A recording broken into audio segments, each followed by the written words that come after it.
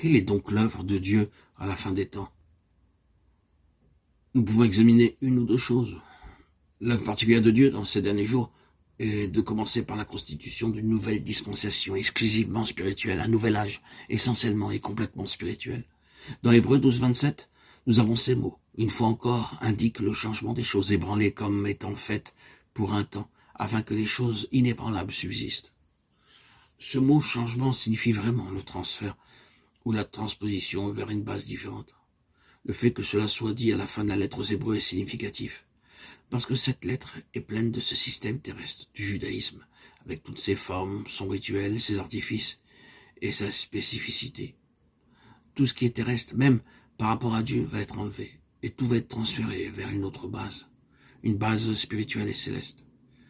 C'est le caractère de ce qui a lieu sur la terre à la fin des temps. Le terrestre va maintenant être forcé de céder la place au céleste, le temporel au spirituel, ce qui est extérieur à ce qui est intérieur.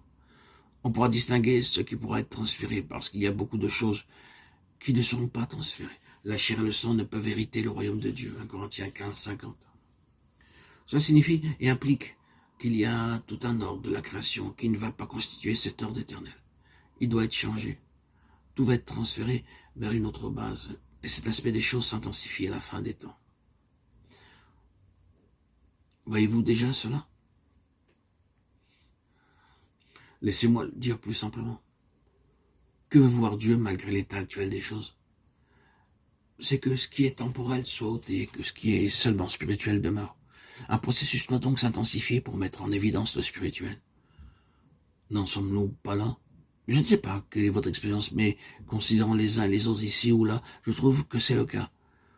Nous n'avons jamais vu un tel conflit, une telle pression et des difficultés spirituelles comme nous en avons maintenant. Les choses semblent s'amplifier démesurément. Est-ce que ceci ne peut pas en être l'explication? Le Seigneur semble se préoccuper de mettre en évidence les valeurs spirituelles pour faire des hommes et des femmes spirituels. Et si je ne suis pas dans l'erreur, je ne réclame aucun don de prophétie dans le sens de prévision.